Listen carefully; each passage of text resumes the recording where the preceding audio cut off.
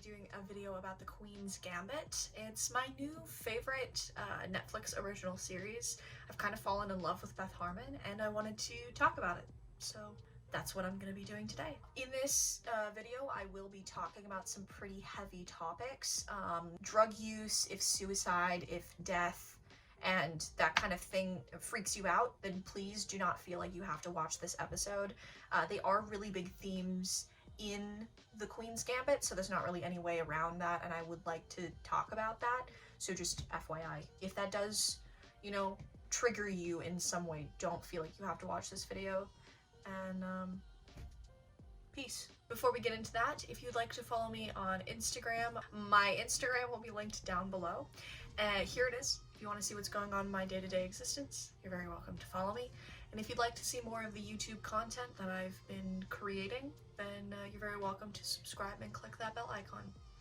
Alright, so today, for the video that I'm creating, I'm basically going to be reading all of the notes that I took while I was watching the Queen's Gambit and kind of discussing some of them at length and leaving some of them just as they are. I'm not going to be talking about every single aspect of this show, simply because talking about 7 episodes is already kind of a mean feat for me since I've never done it before. So I'm trying to keep it simple. I have some observations and questions that I just want to share with everybody. So let's just do that, shall we? Episode 1. Why did they start with the French match? We have no connection, emotional or otherwise, to what's happening. Why not start with the car crash moment? That's a good question. I didn't understand why they started this series out with Beth and the French match against the Soviet player. I don't know about anybody else, but I don't really have a connection to chess, so I didn't really know what was happening in the very beginning, and it was a little bit confusing. I wish they had started out with the, like, sad moment of Beth and, like, right after her mother had a car accident on the bridge, because I feel like that pain and loss is a little bit easy to empathize with as just, like, a general wide audience starting out a TV series, if that makes sense. I understand why Beth is so f***ed up. It looks like she's been dealing with trauma and hardship all her life. Very understandable that she needs to numb the pain. Yeah, holy hell, this girl cannot catch a break. The visualizing of the chessboard animation is impressive. I really liked how they turned the chess pieces into kind of like shadows of her imagination, but I don't understand why it was upside down on the ceiling. Wouldn't that make it harder to learn chess if it was like upside down? This girl doesn't even know the rules and she's already visualizing the board, so I don't know. That would be very difficult for me, and I'm a visual person. Kudos to her. Why was Beth so curious about an old man playing chess? So much so that she basically forced him to teach her how to play. I don't understand the reasoning behind her motivations. Was she bored? Did she crave something in her life she could fully control? What do you think? Jolene and Beth's friendship is strange, but as healthy as can be expected considering their circumstances. I'm surprised that they have any healthy relationships in their life. They support each other and help each other survive. Watching the relationship between the janitor and Beth grow into respect, oh my god, that was such a nice, like, turning point when he flips the board and Beth plays black, and she's like 9 years old and he already respects her chess talent. So good. 36 minutes into episode 1, Beth is playing the chess club dude. I love the sounds of the chess pieces hitting the board like a heartbeat. I think that was a moment when Beth was playing her first, like, official match, and literally the only sounds in the entire, like, room in that moment were just the chess, like the wooden chess pieces hitting the wooden board, and it was so methodical. I want to sample that sound and mix it into songs because it was so good. It was so pretty and, like, hit somewhere deep in my soul. I don't know. I feel like I'm being a nerd about sound, but at the same time, like, I don't care because it was so good. Watching a 9-year-old faced with public withdrawal is disturbing, to say the least. But then she is saved by Jolene before the simultaneous with the, like, extra tranquilizers. And then Beth's an asshole.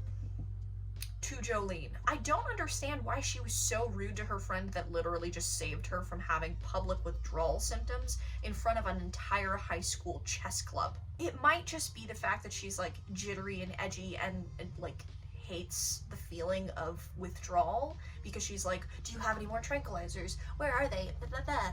And I don't know, maybe that's the motivation for why she was being so rude, but it just comes off really, really suspect. Last but not least for episode 1, Beth breaking in to get the tranquilizers and using the music from the Roman Caesar film increased the intensity of the episode and my anxiety.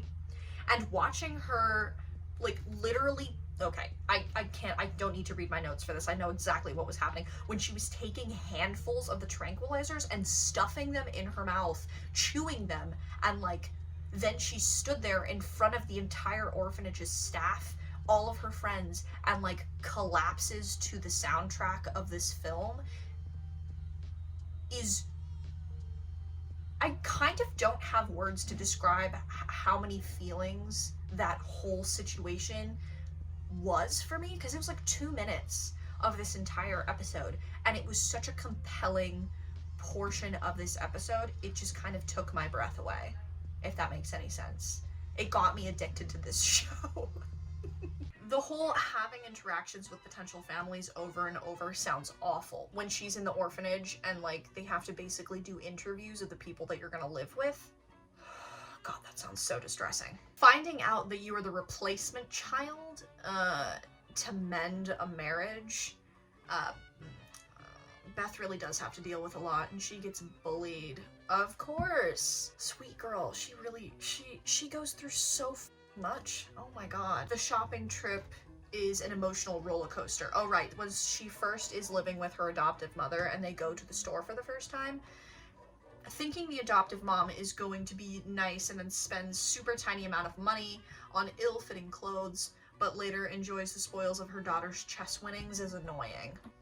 Yeah, I like the adoptive mom. I like Beth's adoptive mom for the most part, but she kind of rubs me the wrong way because it kind of feels like she's got gold digger vibes, but for her child, her adoptive child.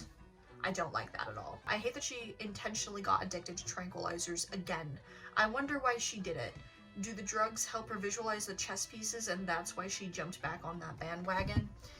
Yeah, she got off of them because like they stopped giving the tranquilizers to the orphans in episode 1, hence the whole like cramming them into her mouth and falling on the ground in front of everybody thing.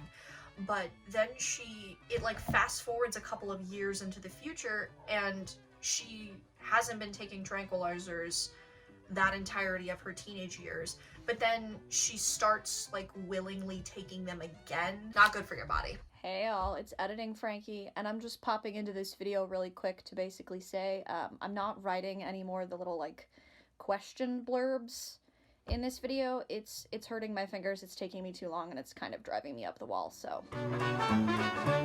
Watching Beth beat people super fast at the chess tournament and then start her crush on the older guy is super cute. Oh yeah, super close-up camera shot of them two, very intimate. Yeah, what was it?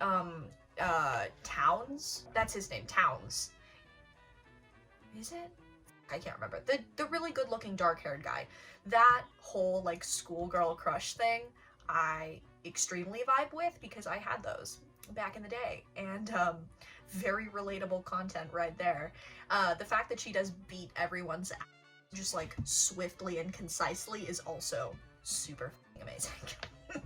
Oh yeah, but then getting a first period in public, no thanks. But love the other chess girl, the one that like helped her through that situation. Kudos to that girl. The adoptive mother seems to become more kind towards Beth. I'm worried that her drug usage was a bad influence though.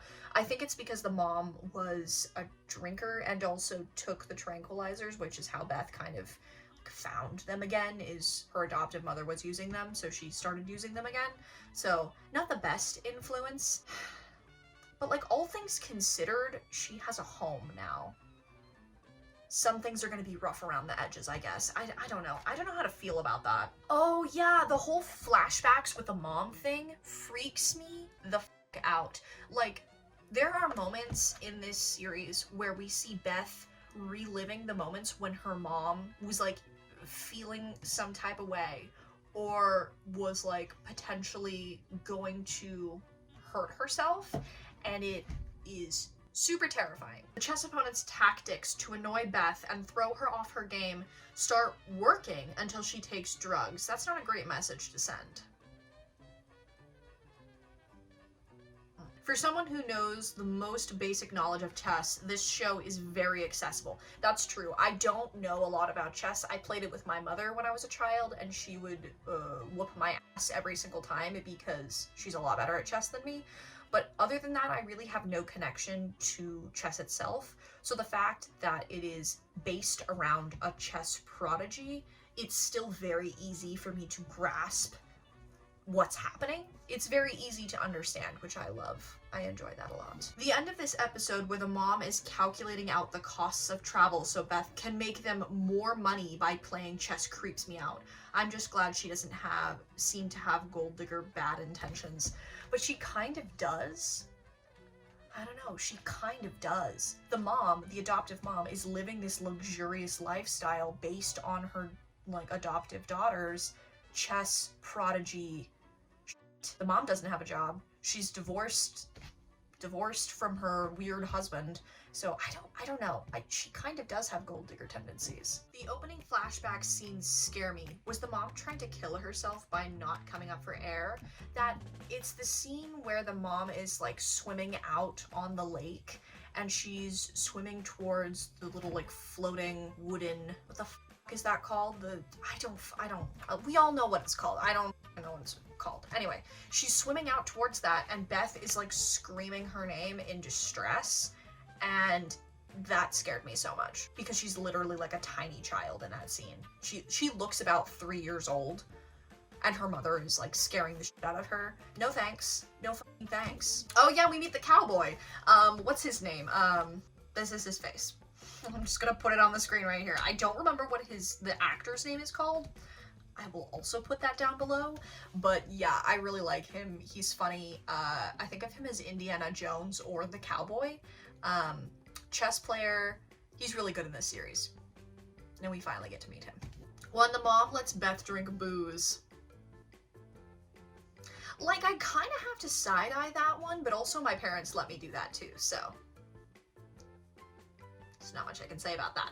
She does seem to take solace in the chessboard. She can control it and dominate it. If she gets hurt, she only has herself to blame. I'm pretty sure I took some of that quote from the actual show itself because Beth is having an interview with some magazine. I don't know. I think it might have been Life magazine? Whatever. Anyway, she's having an interview and it's like the one safe place in the world for her is a chessboard because she understands how to get what she wants basically and make things happen and beat people at this game without any difficulty because she's just amazing at this game. The creativity and psychosis interview by Life is bonkers. The female interviewer was kind of shaming her. It follows the similar train of thought as my last point. It was by Life. Thank you, past Frankie, for writing that down. She was shaming Beth. I think it was the part where she was basically like, creativity goes hand in hand with madness. This interviewer does realize that she was talking to like a teenager. Beth was still in high school when she was being interviewed for Life magazine. Why would you ever say that to a teenager? Let alone somebody else's teenager.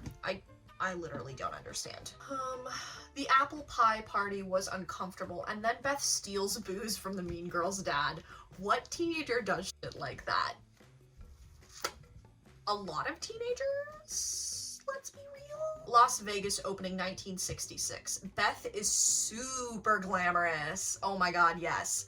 Would kill for the black and white gingham. Did I try to write gingham? G-I-E-G-E-M. That is not how you spell gingham, I'm so sorry. Would kill for the black and white gingham pattern dress. The sexy photo shoot ruined by the roommate. All of that was so funny. So yeah, Beth just kind of blossoms into her glamorous 60s hairstyle. Like, she's going all out, and I love it so much. It's kind of part of the reason why I decided to wear lipstick in this video, is I never actually wear it, but it makes me feel like a badass, so just channeling Beth Harmon vibes. Let's see, last but not least, on episode 3, the beginning of the US Open with Benny, cowboy. The camera angle shows the moving chess pieces in Beth's eyes is super spooky, and it was her first time resigning. Beth can be very mean when she doesn't get her way. That's all true. The fact that like she was literally just staring at the chessboard and it had, I think it was animation of the pieces, kind of similar to how they animated the pieces on the ceiling, and it was moving inside her eyes, was very disturbing and creepy, but worked for the effect of the moment where she was just like in her head trying to strategize for her game. But yeah, Beth can be kind of an asshole when she doesn't get her way. We've all got our quirks, but like, girl, chill the fuck out. Oh yeah, here we go. I need to use Beth as a role model. She's taking a night class in Russian and I should take a night class in Italian and Japanese. Literally, life goals. I would like to live somewhere other than America at some point, and I really want to learn languages, but over my 22 years of existence, I've realized that I literally cannot focus on a language if I don't live it. If I don't live in the country where they like speak the language every single day, then I'm just not gonna get a grasp of it. But the fact that she was taking night classes at a college kind of sparked my curiosity, I guess. I think I'm gonna look into that once COVID abates, because I really want to learn a second language. The immortal line of "just be careful what you smoke, honey." Her adoptive mom, Beth's adoptive mom, is hilarious, and I love that line. The mom's pen pal looks significantly older than her. Oh, right! Oh my god. So when I first saw the photo, you know, when they're like going to Mexico City for the match, and Beth's adoptive mom is like, haha, I have a sex friend. She didn't say that because it was the 60s, but still. She shows the photo of the guy, and he is like significantly older than her, or looks significantly older than her, and apparently they started their pen pal relationship in high school, so this makes me worried that he was like older, looking for younger girls to be pen pals with. Pedo alert! What's with the upskirting shot? My eyes don't need to be below hers. She's walking up the stairs, that makes me feel gross. Right, so that's the moment when this was just one of those shots where I felt like, why am I here? It was when Beth was walking up the steps in the casino, and it literally just shows her like the back of her knees and her upper calf, even though she's wearing a pretty decently long skirt. So gross, icky feelings. Who shot that scene? Why was that necessary? Who was behind the camera? I have so many questions, and it just, don't do that. We don't need to see the underneath of a woman's behind. That's not comfortable for anyone, except perverts. Beth is fearless. Night swimming in the rain, spending a lot of time, days drunk AF, going after her grandmaster chess dreams. She like doesn't take from anyone. She just goes after what she wants, and I love that. Oh yeah, the fact, this was my second point. Beth is playing some mad mind games when she's walking away during the chess game. I love her spunkiness. It's that thing that she started doing. She did this a couple times in episode 1 with the caretaker too, where literally in the center of a game of chess, she would like play her move, and then she would stand up and walk away and like stare at the other player and kind of intimidate them into thinking like she doesn't need to see the board, she still knows that she's gonna beat your ass. I love that vibe. That's so good. Last but not least, Beth lost the game and then finds her mom dead. She really can't catch a break when it comes to tragedies. Oh yeah, and they lit her skin blue at the end of this scene. So that was literally just tragic all the way through. I feel for this child. She did not need to put up with that bullshit. Alrighty, episode 5.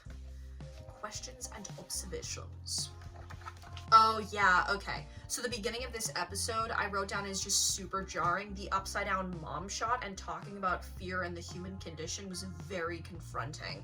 Yeah, so I think it's that moment when they literally show Beth's mom. I think she's reclining on a couch or something, but they flip the shot so it looks like she's hanging from the ceiling. Scared the living out of me, and I've seen this show now twice all the way through. Scared me both times. It. Beth is very reserved about her feelings. She doesn't show them easily. I deeply relate to that. When truly heart-wrenching things happen in my personal life, you won't know.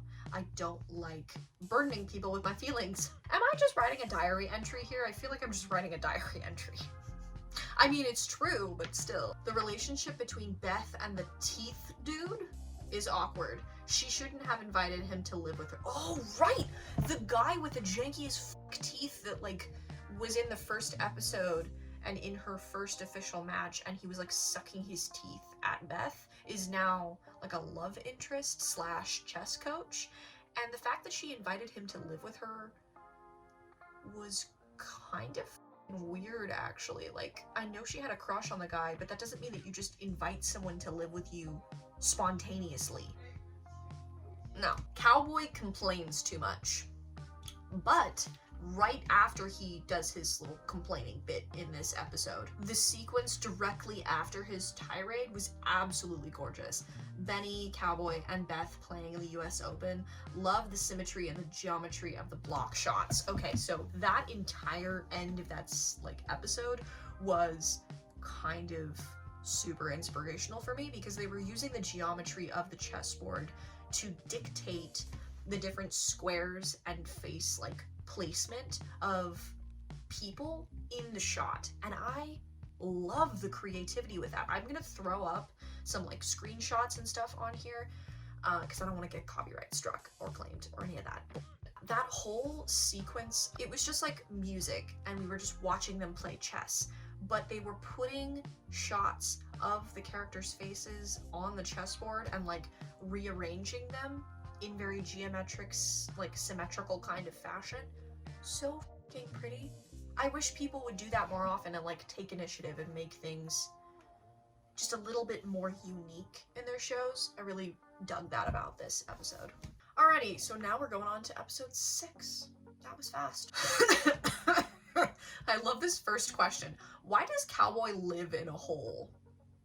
His New York apartment is literally a fucking hole. Why does he live in a hole? Isn't he a world-renowned chess player? Does he really not make enough money to afford an above-ground apartment? I don't know, dude. Then again, New York City is super expensive, so maybe I'm just out of touch. The vagabond speech about models is interesting, but I think it's more based on her own personal self-loathing than the actual truth about what models are like. That's the French girl Chloe, that's her name. But she calls herself the vagabond. And she was talking about how models are like empty parking lots and they don't really have any personality or substance until you place something on top of them. I don't know, I don't really agree with that, mostly because I've met a lot of models and they're not shallow and callous. They actually have personalities. They're human beings. They're not just empty shells that you get to put clothing on. That's what mannequins are for. Okay. Oh, I love this. The sapphic vibes of Beth and Chloe's relationship is amazing. Just gonna leave that right there as it is. How the f did she end up in the bathtub? How did she not drown? That's the same opening shot that I had an issue with in the beginning of this series where Beth wakes up in a bathtub soaking drenched and she has to run downstairs and play against the Soviet player. How did she not die? How? I genuinely don't understand. Love that when Beth is dressing down her father, the adoptive father, the camera moves down to make her look taller and up to make Mr. Wheatley smaller. Great effect, I'm gonna steal that. Yeah, she's literally just insulting him and then the camera shifts. I don't know what that was. That was me dancing, but yeah, it was a really just a subtle touch that added a little bit more spice the whole scene. When Beth redoes the house and it becomes aggressively 60s, that wallpaper kind of gave me a headache. Was it just me? Or was that anybody else's thought? Alright, last but not least, love the everything vibes of the undies dancing drinking scene. She puked into her trophy and knocks her head badly. Clearly she's falling apart a little bit. Yeah, I don't know, if I'm trying to be a good role model, I would say don't day drink and get super fucked up, but let's be real, I probably will do the exact same thing many times over in my future, because I know I've done it before in the past. Not to the extent of like knocking my head unconscious and then laying on the floor and being unable to wake up, but yeah, let's be real, I've done that before. Starting out this episode knowing her mom has made up her mind to kill herself and is trying to figure out what to do with Beth is chilling. Yeah, no shit. Jolene showing up unintentionally saves Beth. When they went back for the funeral, it allowed Beth to let go and grieve openly. Finally, she just let go. Yeah, Beth through this entire season doesn't show emotion. She's very reserved. Even when super things happen to her, she doesn't like have a reaction. But when the janitor dies and she goes back for his funeral and she like walks into the orphanage and is like confronted with all of that like ness from her past, she just like breaks down crying in the car, and I think that was kind of necessary for her. She needed that. She needed to break down a little bit. She didn't take shit from the religious ladies. Yeah, so bad. I love that she just like wrote a check and she was like, well then, I'll pay you back because I don't want to give you the right to tell me what the fuck I need to talk about in my interview. I am badass lady. I love that. Oh yeah, the room the Moscow Games takes place in is super creepy and glamorous at the same time because it has like that tall vaulted ceiling.